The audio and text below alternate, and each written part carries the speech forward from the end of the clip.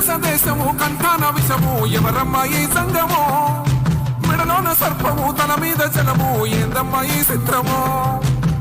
కథలను రాస్తాడట పాత్రలు ఇస్తాడట ప్రాణుల తెర మీద ఆటాడిస్తాడట పర్యవగానే ఈ తోలు తిప్పిని పోరయ్యమంటాడు చింతకు మందం చింతవద్దంటూ పిలిపించుకుంటాడు తొడ మీద ఆత్మను పండేసుకొని సోరాలి పడతాడు తల్లై తండ్రై అన్ని తానై ఓదార్చుతుంటాడు ఆ కైలాస దేశము కంఠాన విషము ఎవరమ్మా ఈ సంగము